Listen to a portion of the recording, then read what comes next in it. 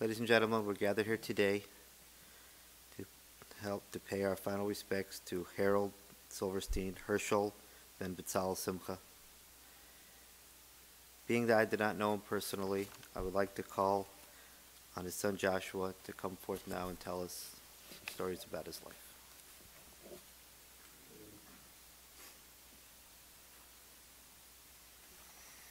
My mom asked that I not say anything that makes her cry. I've asked to say a few words about my father, but I fear I've bitten off more than anyone could chew. Where do you start with Harold Silverstein? When have you said enough? He has touched the lives of so many people. Mentioning some would exclude so many more. Harold Silverstein was a great man. I'm sure it's been said of many past fathers, but people who knew him, the people in this room, will tell you the same.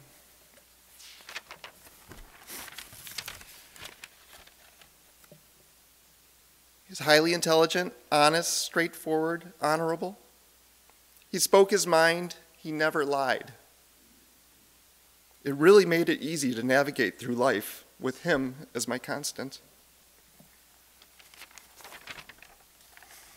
Family was the most important to him. If he was directing today's service, it would start with a reading of Amnon's resume. He lived with his beloved parents, Sam and Grace, and his beloved brothers, Marvin and Milton, up until marrying my mother, Marita, in 1963. It's rumored that he had to buy his own underwear when he moved out. Then, in 1967, he and his oldest brother, Marvin, bought brand new houses right across the street from each other. And that's where me and my brothers lived across the street from our grandparents and our two uncles. And it was at that house he lived at the time of his passing. It was also the home of in-laws, nephews, friends, kids, and neighbors. About 20 people have passed through his welcoming open doors and have called that house their home. His grandson, Christopher, spent his early years living there. I'm now in Marvin's house, and my kids cross that same street to visit him.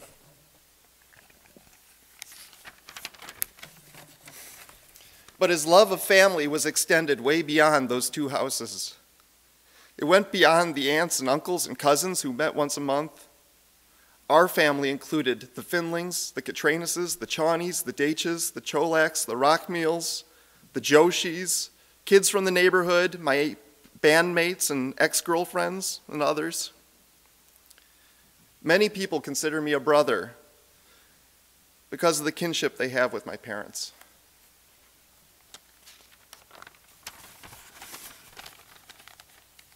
He was a friend to Greeks, Sikhs, Turks, Chinese, African Americans, Chaldeans, people from all over the world. He used to say that he didn't see skin color. My mom would correct him, saying he didn't judge people by skin color, but he insisted that he didn't see it. And his actions matched his always truthful words. He loved his colorless, extended family. And he supported them as well. He's given more tuition, rent, legal service, and travel fees than we will ever know. He never spoke of it. I didn't know he paid for our neighbor's son to go to art school until that neighbor's son came to live at our house, and he told me.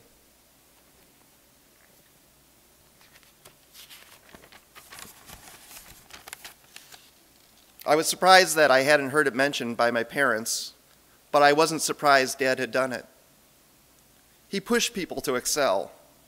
He wanted to know your interests, where you could learn more, and how you could grow it into a career. Every time I shared an experience with him, he'd ask me what I had learned from it. He felt you should enjoy your work, and he enjoyed his. He would still be practicing if it wasn't forced into retirement by a head injury in '98. He used to have his home phone number on his business card. He answered the phone at all hours and calmly diffused desperate situations. His clients were the little guys and the underdogs. And when they couldn't pay, he'd pay them to do jobs for him. This resulted in a Buick estate wagon with a race car engine, a wooden deck without proper footings, and a backward sump pump that pumped water into the basement. Despite these shortcomings, Dad defended his clients to the end, and they all made a point to tell me that my dad was a great man.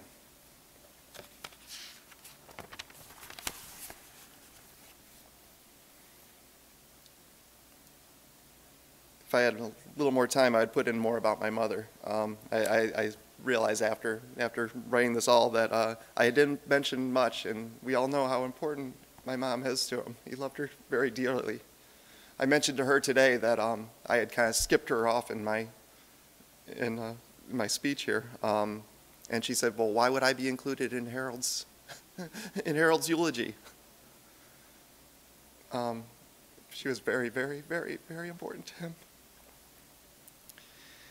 Dad loved his kids. He raised us with love and support. He did raise his hand to us on occasion, but that was as far as it would go, trembling in the air. He provided us with family trips, bar mitzvahs in Israel, private schooling, and all the books we could read. And nothing was held over our heads. We were always given room to make our own mistakes.